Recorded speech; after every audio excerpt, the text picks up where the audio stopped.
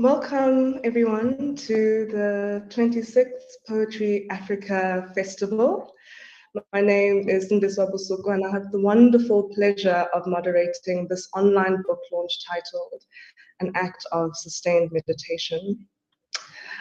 I want to begin this meditation with my favorite quote by the legendary Soviet Russian filmmaker Andrei Tarkovsky. And Tarkovsky writes, "A book read by 1,000 people is 1,000 different books." And I'm enamored by that quote because for me it means that though we have the joy of encountering these four authors who are here to share of themselves and of their work, when each of us reads the book, the books that we'll be hearing in the privacy of our homes, the poems will rise up to speak to us in different ways, and the poems will take on different meanings because we are all in different places in our lives. And for me, this is the moving mystery of art and of poetry in particular. So I want to introduce everyone to our poets. We have Dr. Raphael Dabdon, who was born in Udine, Italy, and lives in Pretoria. He is a writer, scholar, editor, translator, and the author of 4 collections: Sunnyside Nightwalk by Gecko, published in 2013, Saltwater by Poetry published in 2016, The Bitter Herb, The Poet Printry in 2018, and Selected Poems 2010 to 2020 by Bisa, published very recently in 2021. He has done readings in South Africa, Nigeria, Somaliland, Italy, India, Sweden, Canada, and the US, and his poems are published in journals and magazines and anthologies in South Africa, Nigeria, Malawi, Singapore, Palestine, India, Canada, USA, Australia, and the UK. He is the poetry editor of the literary magazine BKO and South Africa's representative of African Haiku Network. Welcome, Dr. Raphael Dabdon.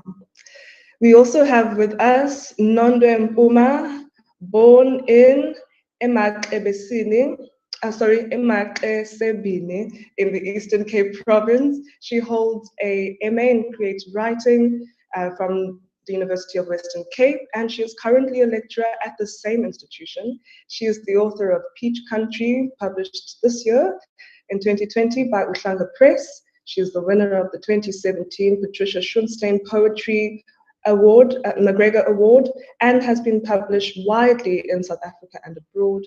She is one of the hosts of the Red Wheelbarrow Society based in Cape Town. Welcome, Nandra. Then we have Zizipho Bam. She was born in South Africa in 1996.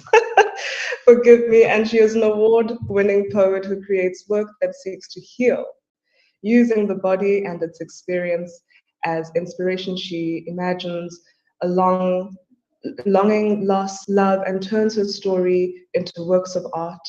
Sunflowers for My Lovers is her first collection. Bam has participated and won various slam competitions in her career, including Word and Sound, Cuddle Sessions, Pillow Talk stages, and Poetry Africa. She has also performed on world stages as the South African Book Fair, Off the Wall Poetry, and Open Book Festival. Her poetry has graced online audiences in the United States of America, Sweden, Kenya, Lesotho, Nigeria, and at home. Bam holds a 2020 New Coin Prize for her poem, Learning to Swim, and a 2021 New Contrast National Poetry Prize for her poem, Silence in Church. Welcome, Zizipho. Thank you. Thank you for having me. Thank you. And then we also have with us Jim Pascal Augustine, who grew up in the Philippines under the shadow of the Marcos dictatorship. Since 1994, he has been living in Cape Town. He writes in Filipino and in English and has produced 10 books of poetry and a collection of short stories. Blood Red Dragonflies, Augustine's first book published in South Africa by Deep South in 2022, a selection from 3 decades of work, which includes new poems and some recently translated versions of poems from the Filipino, His poems, constructed from subtle images, close observations of nature, and refracted memories, demonstrate how innocence can stay alive under the most challenging conditions. Welcome, Jim. So I would like to ask each of you to read and give all of us a taste of your work, and then we will get into a conversation, and then later on there'll be more poetry that I ask each of you to read as the conversation goes along. But let's begin with Raphael. Would you please share some of your work with us? Thank you, Cindy, and thank you all the panelists for being here. It's really an honor to be among such great writers. So I'm gonna read two poems dedicated to the jacaranda trees. Of course, it's jacaranda time where I live in Pretoria. And if you had the fortune of experiencing this purple miracle, you know it's a blessing to be able to walk under these trees in this time of the year. The first one is titled Sunnyside November Dawn, Sunnyside being a neighborhood in Pretoria. Tremors upon the dewdrops where the stars have rested, and morning birds chirping stories to attentive ears. Jacarandas along the sidewalks with roots that reach out into the blacktop, making it bumpy. Petals have fallen in the night, and Late Street is a purple portico at 5 a.m. Not one faint disturbance to this beauty and the comfort it brings. Sunnyside mystical sunups. It's that time of the year again. The second one, still dedicated to the jacarandas. It's titled Purple Has Style. My city, usually ugly, in spring becomes the prettiest place on the planet. Sunday, 6 a.m., Prince in my earphones, a spliff between fingers. I walk through the purple tunnels of Brooklyn, Swane. Purple is music, purple is wind, purple is snow, purple is the rising sun. Purple has a sound, purple has a name, purple has eyes, purple has wings, purple has ears, purple has a voice, purple has style. Purple rains, purple pops, purple yawns, purple sings, purple cries, purple glides, purple dances, purple rises, purple falls, purple leaves, purple dies. Purple on rooftops, purple on cars, purple on fences, purple on sidewalks, purple on road signs, purple on dustbins, purple on flowers, purple on my head, purple on my shoulders, purple on my shoes, purple in my mouth, purple in my lungs, purple in my thoughts, purple in my blues. And the old ladies walking their tiny dogs and the runners in their fluorescent clothes. And the bougainville, oh yeah, the bougainville, make all this look even prettier. Fucking colonizers. I hate to say it, but when you brought purple to this land you keep raping every day, you nailed it. Thank you. Thank you for that. Even my shirt pays tribute. I was about to say, I was about to say. Thank you for that. Oh, a lovely intro to your writing. Sindiswa, may I ask you to step in and share some of your work with us, please? Thank you. I hope you guys can hear me clearly. I will read Exercising Stillness. Taking a deep breath, noticing where in your body blood does not flow, offering attention to the forgotten pores and sores, inflating your chest with a remedy for pain, sending relief once more to the unkempt corners, taking a deep breath. Sighing deeply from your gut, lifting the anxious carpet from the floor, screaming radically, reminding the floors of your scent, taking a deep breath. walking with the calmest intention, opening the curtains to bathe in the light, caressing your skin and making it clean, taking a deep breath. Washing out without sinking, feeling at the tip of your toes, letting the fear out with the water, shivering as it crawls back up your neck, taking a deep breath. Rolling your head back, controlling the air to sit with you, teaching doubt, balance, exercising stillness, taking a deep breath.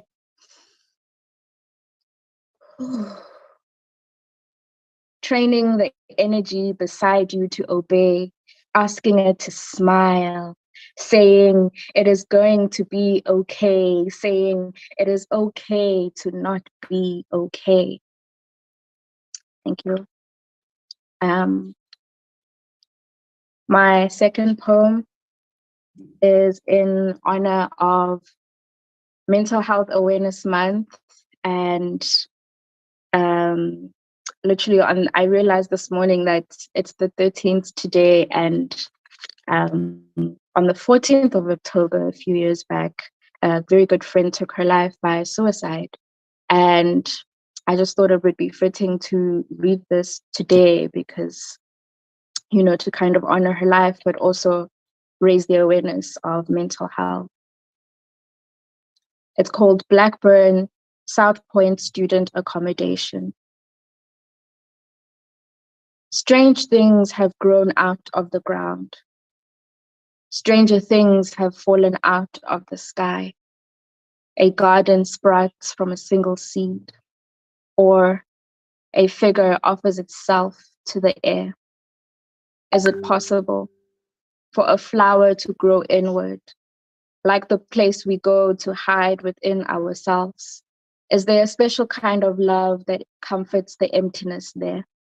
Are there gardens we have grown only for our hearts to grieve in, where nobody else enters but our fears and folds? A story of love and courage is such sacrifice, makes our feet forget when we are facing ourselves upside down, dangling, marks our lives meaningful when we stare with our heads behind our necks at all we have left behind. I believe she felt the ground was too heavy for her. I think she knew she could fly elsewhere and never return. I know all she wanted was to be as light as air. Perhaps to find it, she had to give herself to the sky. Thank you. Sure. Thank you. Thank you for that. Sure. Nandwe, may I ask you to step forward and give us a taste of your work? Alrighty. Hi, everyone. It's an honor to be here. It's an honor to be amongst poetry lovers and writers, and to be a part of Poetry Africa. So I'm going to read two poems, one really short one and one slightly longer one. So the first poem I'm going to read is called Eden. Eden. We begin with plain and pleasure, let it be known. There are no hills and mountains. We won't find bones here, not Adams, not Eve. Beloved, we are too close to waters. Our totems fear the seas. Between us, lust sits in burgundy. We are easily immovable in the work of the Lord. The second poem I'm going to read is called History of the Year. And sort of the inspiration behind this is the months of the year in isiXhosa and how originally, before we had the calendar that we have now, there was only 6 months of the year. Others were later added on, but originally we had 6 months of the year, and it sort of plays around with that idea. History of the Year. Eyomqungu, Tambuki grass. the God of beginnings. We are a people of thatch, a weaving people of thorned invasive roots, a people of kettle wealth, Eyomdumba, swelling grain, a baptism. All things living require birth, and birth comes after swelling. We are a people of swelling seeds and grain. Eokwindla, first fruits, the god of war. We hail from peach country, in buckets and animal bowls outside of the road peaches, worm-invaded peaches, in tight-lidded used mayonnaise bottles waiting for Christmas peaches. We're a people at war against dry lips and grumbling tummies. Uchazimbuzi, withering pumpkins, opening flowers. As living things are born, they contend with death. Death, like age, is not kind. Death reminds us of hunger, the preparation for the wind blades of winter. Eyekanzibe, the winter star, the goddess of fertility. We are of the stars, the brightest in the universe. We are of the old man of the South Pole, the golden earth, navigators to the Nile. We know weathering seasons from the sky. Eyesilimela, Pleiades, the goddess of marriage. God favors 3 and 7, the Trinity and perfection. We read the endings and beginnings in the stars. We know that the plow is nigh. Thank you. Thank you. Beautiful. And then last but not least, may I invite you, Jim, to share? Thanks, Cindy. I'm going to read from Blood Red Dragonflies, 2 short poems. The first one is called The Way a Heart Ricochets. The way a heart ricochets. The call of a guinea fowl in the late hours, a wheel on an axle that needs oiling, spun by the wind, or a hand that remains unseen. Things you never touched now seem near and distant at the same time. The second one is called The Path of the Wind. The Path of the Wind. I have seen days when the wind weighs so heavy on trees they bend close to breaking. A limb with the greenest leaves or weakened by age would have to give in. The trunk may have to learn a new angle sunward. Less apparent is the path the wind must make. It has to unravel, splitting itself into countless strands to navigate between each leaf, each branch. Oh, thank you. I'm so happy that I didn't decide what I wanted each of you to read and to allow the universe to just do its thing, because there are connections between the poems that you've all chosen. And we'll get into that. But you know, for me, just to try and usher in conversation, for me, you know, there is a reason that I hoped that we would regard this moment as meditation or as a meditation. And it's because I want to slow down and approach your collections in a manner that is not rushed or random, because each collection is worthy of thoughtful undertaking. And so I want us to have a very open, free conversation. And I want us to contemplate for a moment language. I'm just thinking about the incredible use of language and the work of language in your writing. William Kentridge once said that one doesn't choose one's language, one discovers what one's language is along the way into the work. And I wanted to start by asking, has that been your experience as a writer, and what has that journey looked and felt like over the years? Anybody's open to jump in. Maybe I'll just respond to that. I think for me, language is, I don't want to say it's part of who I am, but I was also a reader before I was a writer.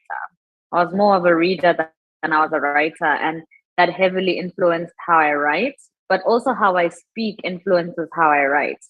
I take immense pleasure in effing with English. So in my writing, I do include Xhosa as a way to F with English, how I normally would speak in day-to-day, conversation.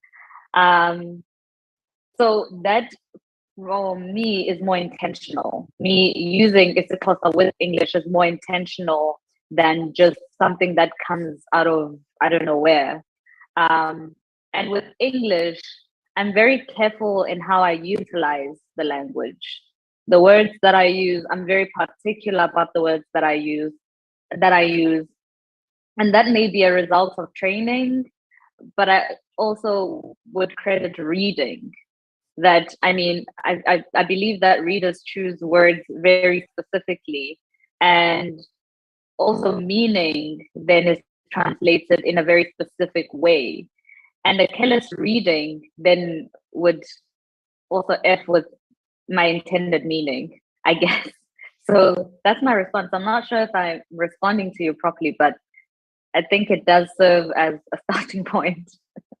No, absolutely. I think, and I want to come back to this this conversation about language and all of you speaking more than one language and what that does for your writing and what that does for the way in which you construct sentences, but also the layers of meaning beneath the surface of the words that you write. But we're definitely going to get into, because it's a real privilege to be here with people who speak more than one language, and that will invariably have a very significant impact on the way in which you write. But anybody else, this quote, Kentridge says, one does not choose one's language, one discovers what one's language is along the way into the work. Has that been your experience, or how have you come to this rich and poignant language in your writing? How did this happen for each of you? Anybody? I will go. I want to start by putting the disclaimer that if it were up to me, I would have definitely tried to write in my own home language, because I have my own qualms about that I'm like, I wish I could express this better in isiXhosa, And with that said, Vuyelwa Maluleka, she's a South African womanist writer and poet. And in an interview, I'm paraphrasing now, but it was an interview, and she said something along the lines of being careful about the access that the language and the words that you choose to use in your work, and who does it include and who does it exclude within the story that you're trying to tell. And that's something that stuck with me for such a long time, because every time I'm writing a poem now, I think about, will this resonate? Not only that will it resonate, but also, would they be able to comprehend this concept that I'm trying to bring along, the metaphor that I'm trying to create with the words that I have chosen? And so Nkateko Masinga likes to say that the words in your poem need to all audition for their place. They need to audition for, why specifically are we using run, in this line? And I think for me that's kind of the lens that I look at it in terms of crafting. But I think language is also for me like a body, and it's not necessarily the spoken. And so like just in the way that I approach my work is to try and look at the different ways in which poetry exists outside of just language, because everything is poetic, right? Everything is poetry. And so like, how do I look at a different art form and find the poetry within that? And how does the body express its own kind of messages and communication?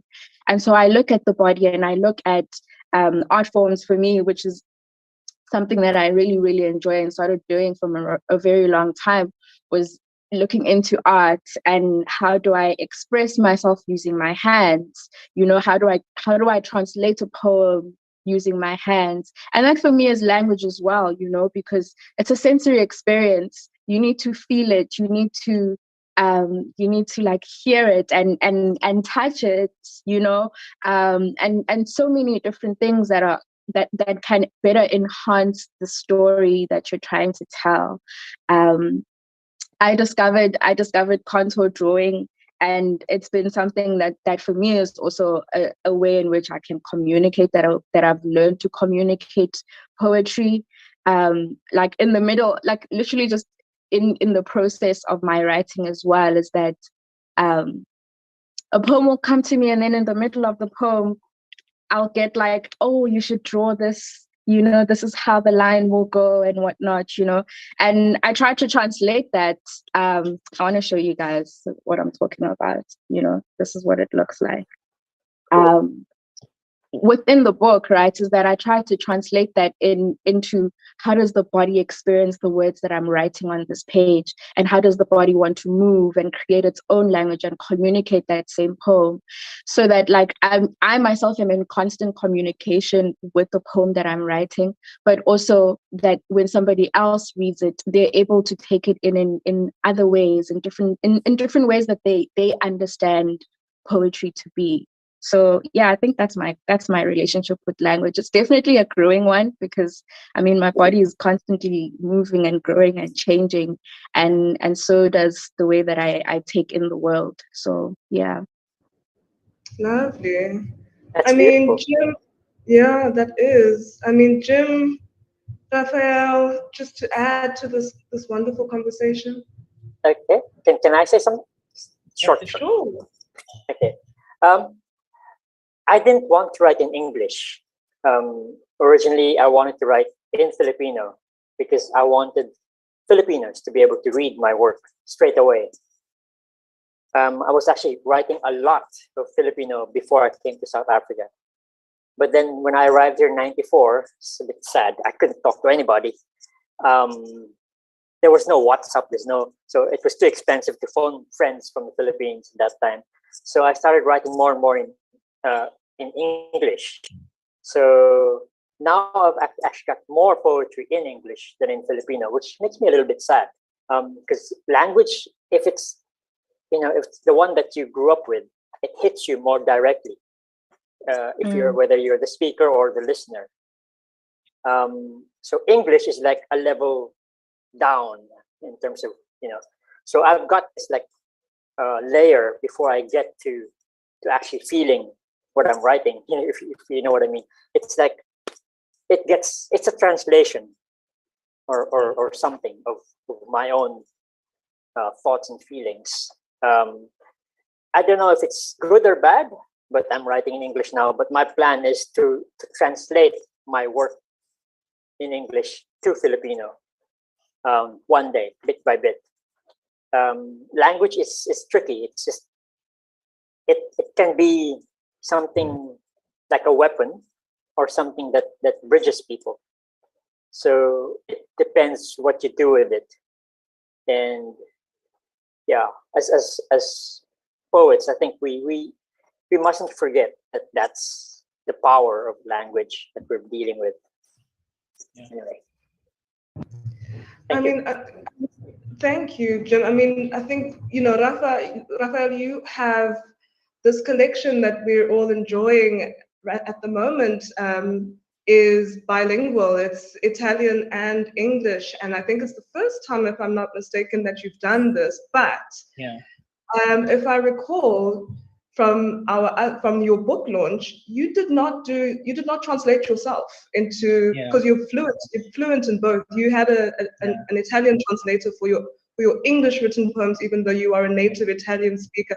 So just tell me about your relationship to language and why was it important for you? You've written so many books in English. Why now was it very important for you to offer us a bilingual poetry collection?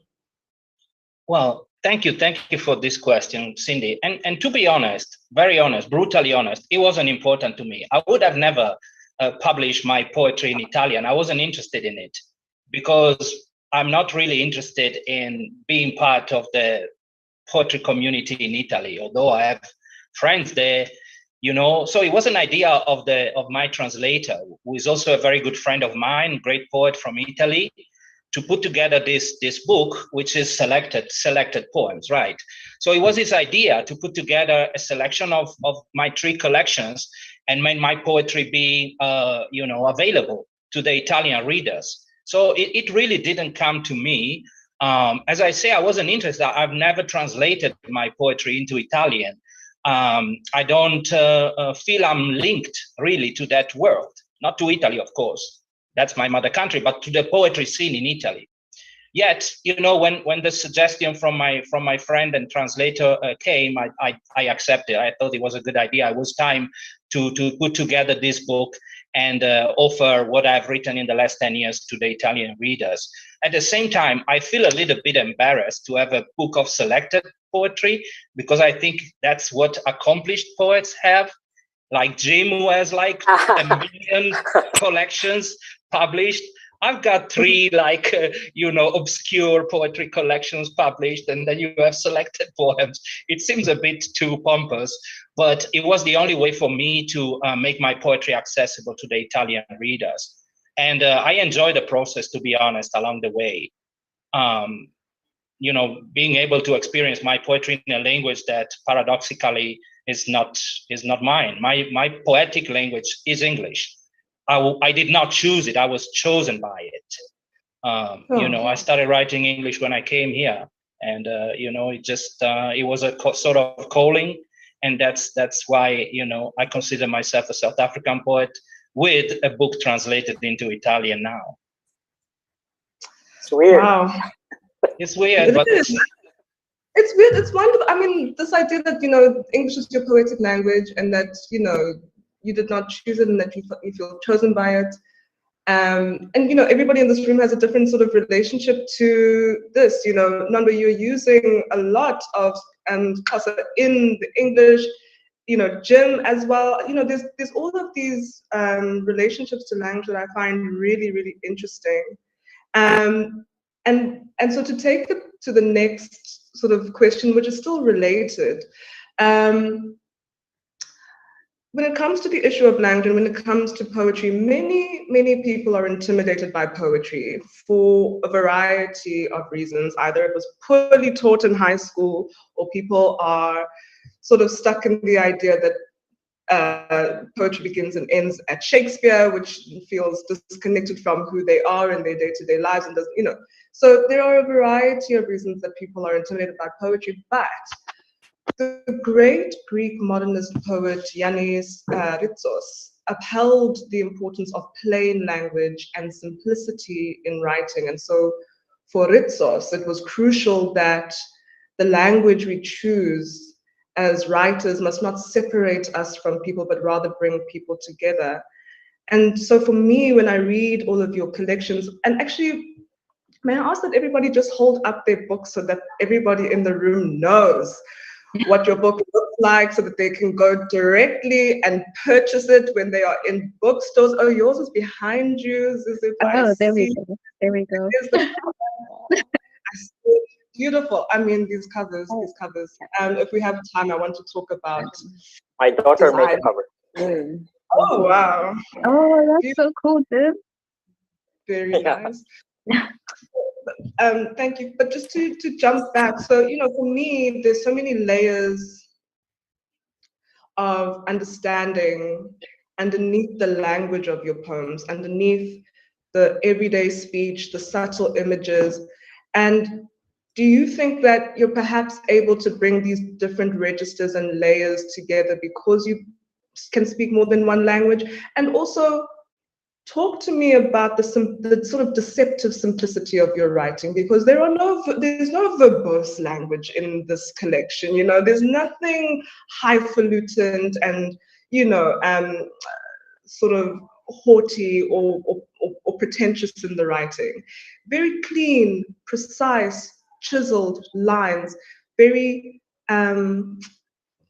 crystal clear imagery. So talk to me about, you know, this idea that because I think that you're writing, this type of writing is the type of writing that brings people together. This is the type of poetry that will melt people's intimidation when it comes to poetry, because it is bringing people together, because there is a simplicity in language, even though the poetry is very, very layered and conjures up really beautiful imagery. Just talk to me about the choices you make to write in a way that brings people together, if that's even something that you are or maybe not making choices in language to bring people together, but the choice for simple, clean lines rather.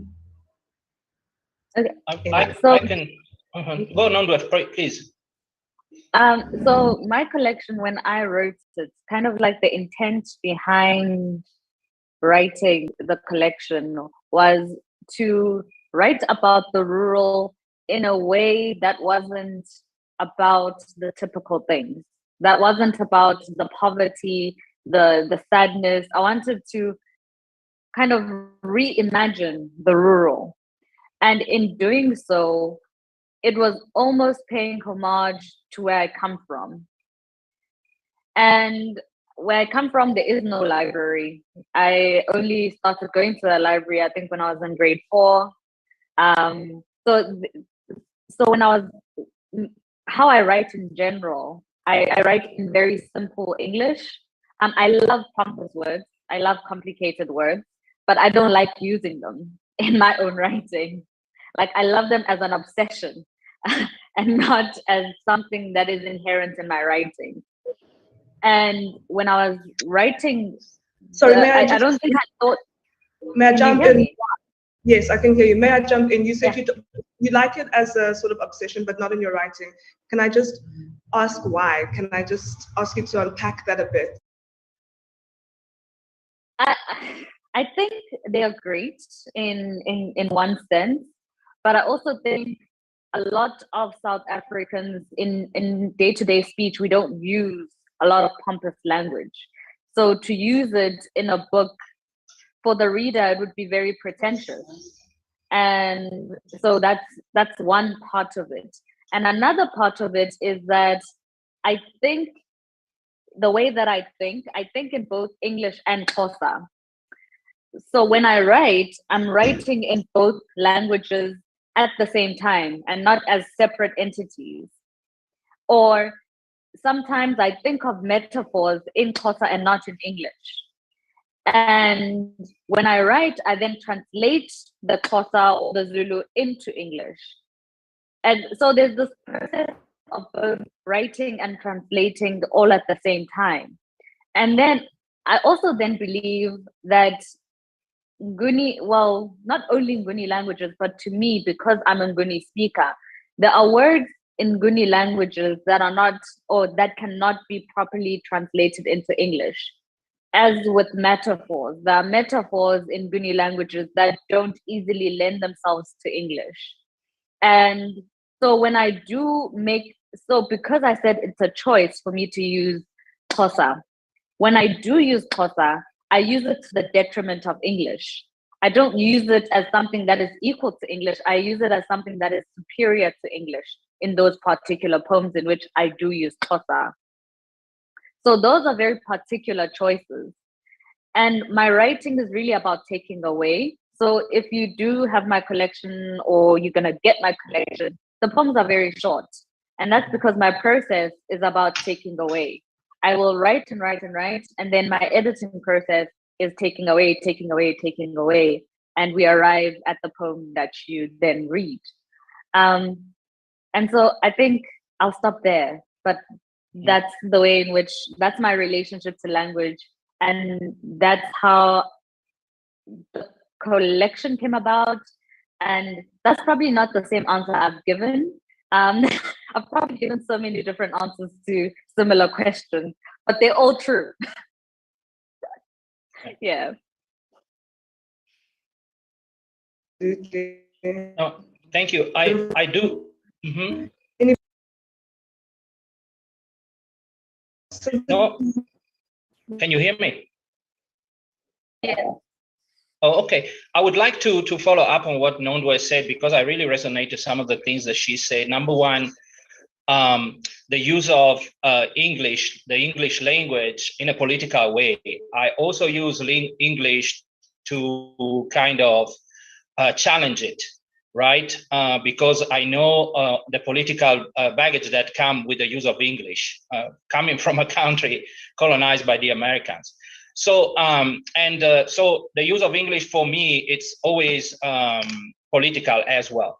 Therefore, when I try to, as you said, Cindy, find my language, and as Kentridge said, find my language along the journey, I try to create a language that does not like relate to what is commonly written in English in South Africa, in the place where I live, where I operate as a writer.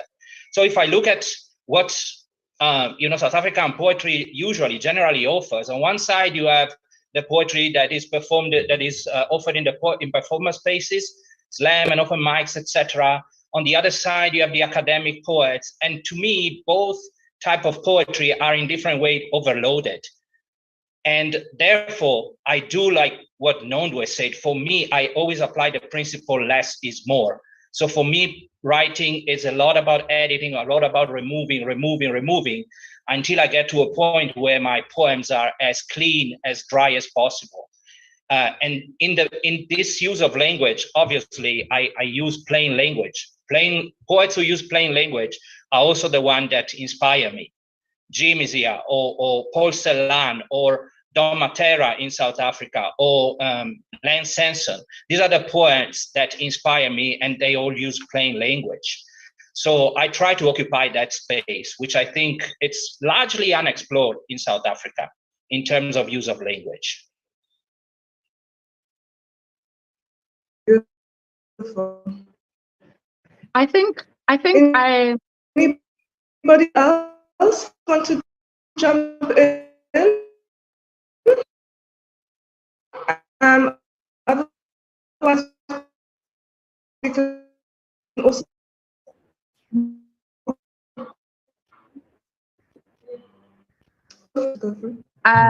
I was going to say that I completely resonate with what everyone has been saying, because I think, again, like art is, yes, I can hear you. You want to comment? Am I glitching? I saw someone said someone is glitching. Okay. Cindy is glitching. Hear me?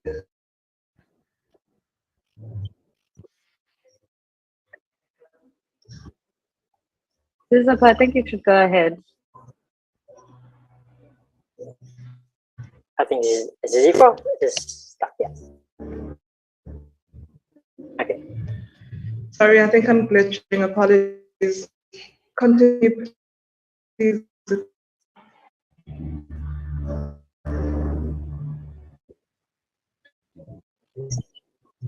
Can you guys hear me clearly?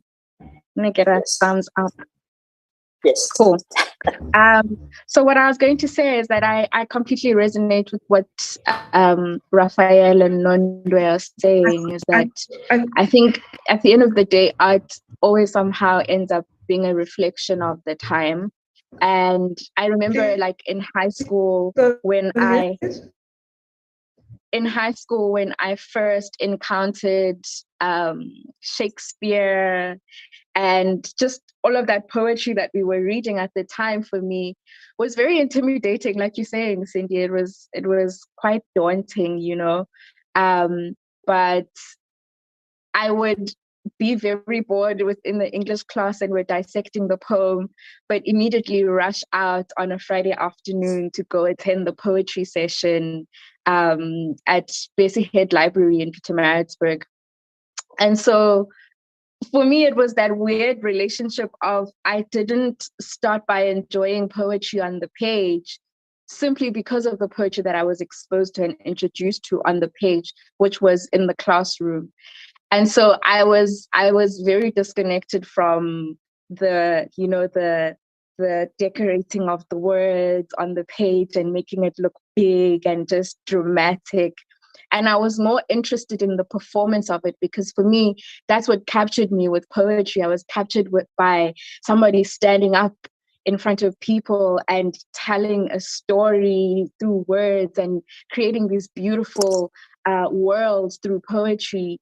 And again, like just testament to just how the art form itself started was through the storytelling and sitting around in a circle and having umakulo, whoever is the storyteller in the family, bring this poetic language to you, you know.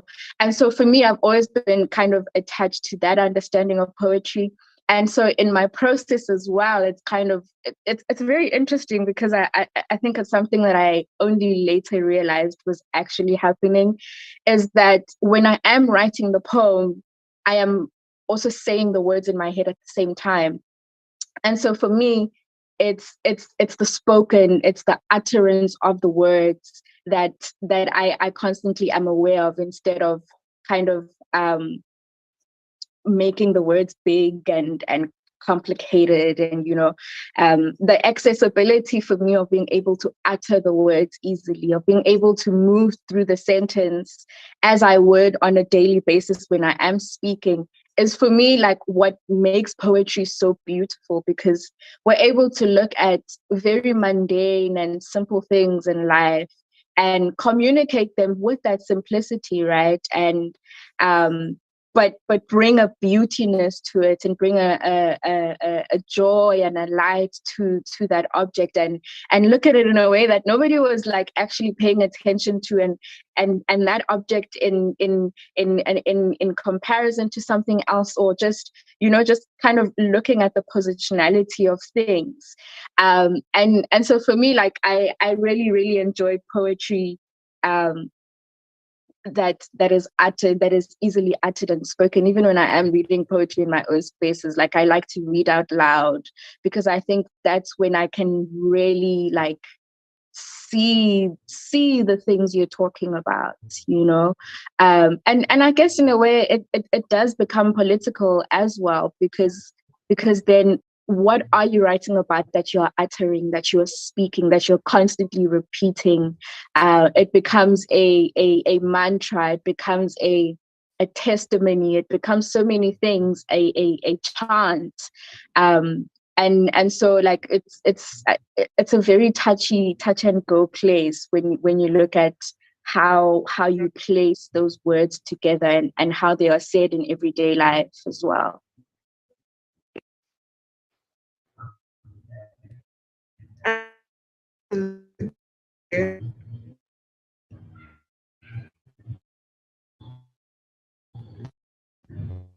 So it's glitching again, Cindy. That my sound is back.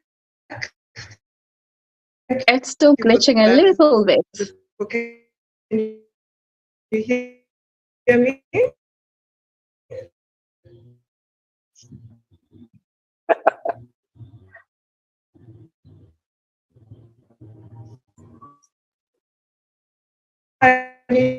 Me now. Yeah, Cindy, it's not working. Sure, then maybe we do a poem each. Yes, yeah. And maybe Cindy will, the connection will get better in the process. I'm not gonna start this time, guys, so I'm gonna go second. Yes. Okay, who's gonna go first? Yeah, go, Jim. I can go first. Okay, I can go first. non-Dre. Yeah. Okay. I'm trying to think of something to read. Let's see. So I'm gonna read something called 3 Ceremonies. I'm just trying to find it. Okay, so 3 Ceremonies. With God's blessing, the happy couple walk down the aisle, comforted by their dominion over the fish of the sea, and over the fowl of the air, and over the kettle, and over all the earth, comforted by the capacity of her womb to hold, and not by the years that she will remain barren, and all the years that he will sow his seed in other pastures over the earth. In her champagne white gown, and him in his charcoal tuxedo, the happy couple walk down the aisle in a church as one flesh, blessed by the Trinity. 2. She is dressed by her mother and sister in an indigo 3-cats dress that complements her husband's shirt.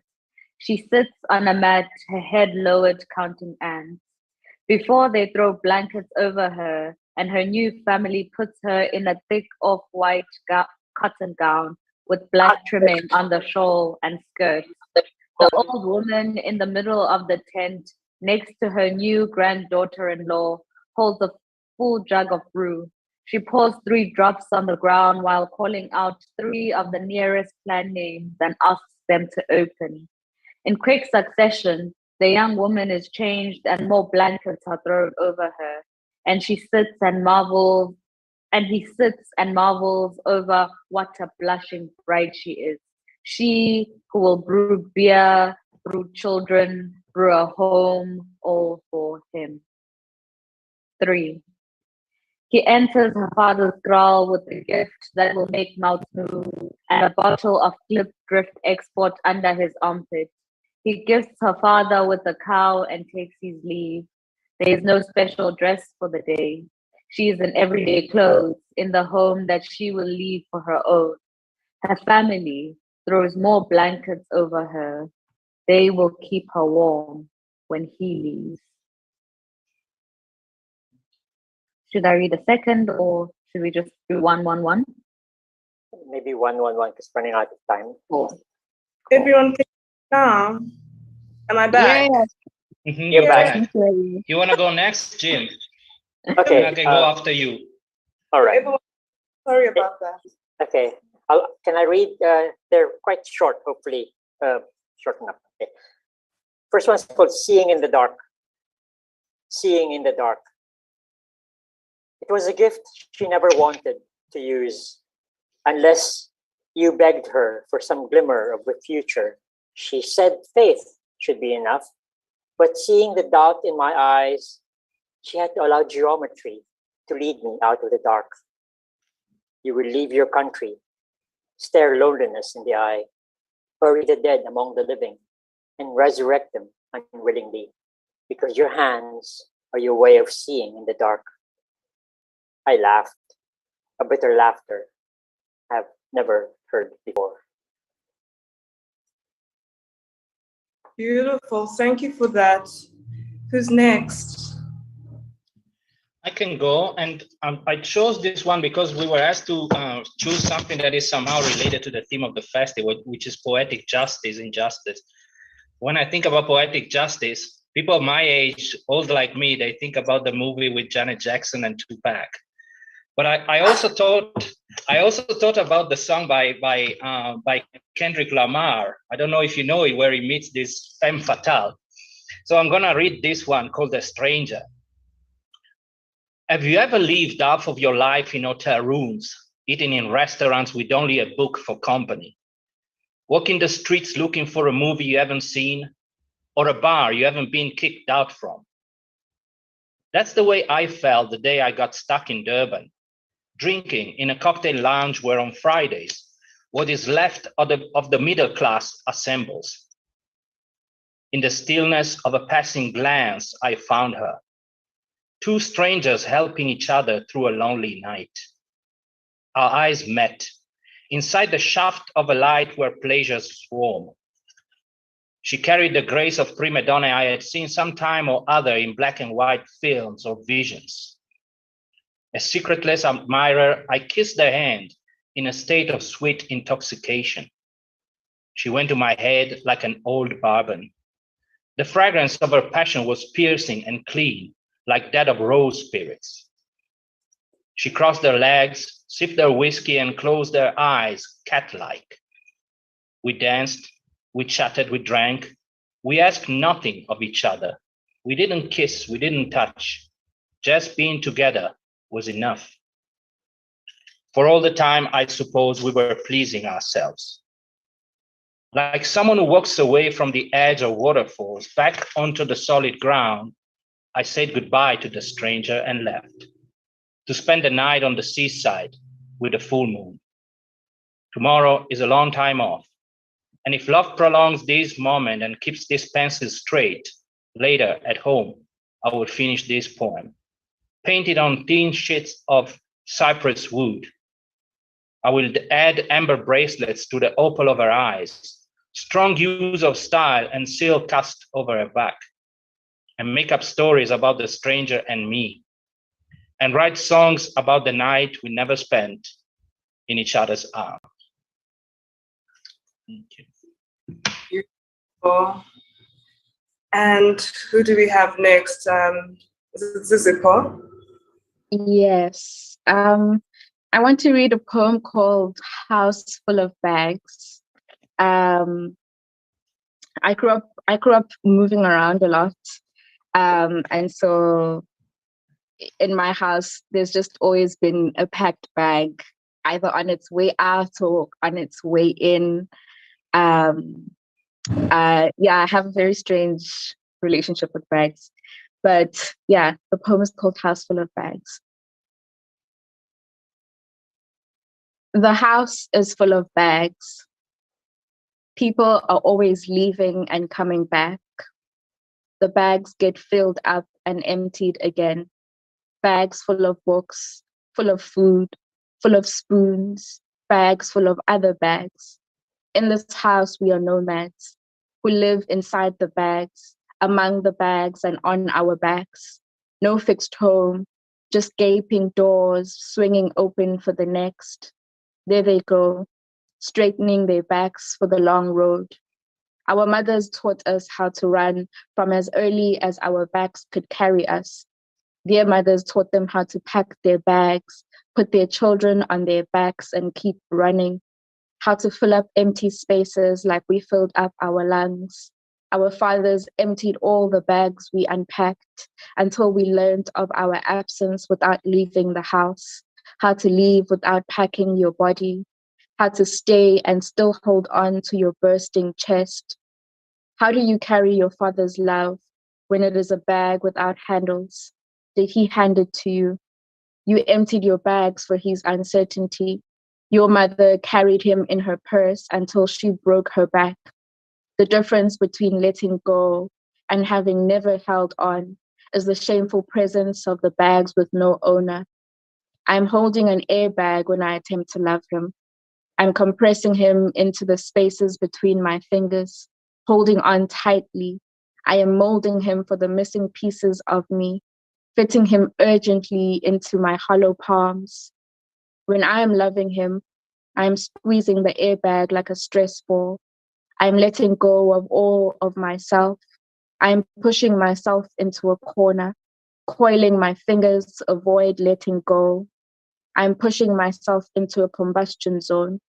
His bag of tricks burst in my hands. I burst with it and have since not found land. Been running with an airbag in my chest. Been teaching strangers how to love girls with daddy issues, how to fold them carefully into bags with protective layers. When my sister turned 21, I bought her a new bag. It was my way of telling her to run or to stay, or perhaps to figure it out as she fills it up and empties it again. My brother ran without his bags, changed his name and only calls back to refill his void. Are we the carriers of ourselves and our baggage? When it gets too heavy, Where do we hide it? The bags full of regrets, full of fear, full of bags we lent to friends, the bags we think are monsters under our beds, bags we left behind and picked up again. We fold into them when we are not ourselves, trying to loosen the grip, to even out the shoulders, to seem less burdened when we are carrying them. And then we leave. Thank you. Thank you. Thank you. Thank you to every one of the poets. Thank you, Siseko. Thank you, Jim. Thank you, Rafa. Thank you, Nondwe. Thank you to the Poetry Africa team. Unfortunately, we've run out of time, but thank you to everybody that's joined us this afternoon. And this is the state of South African poetry today. It's a beautiful, beautiful offering that we have here, and I'm very, very grateful to have been in conversation with all of you.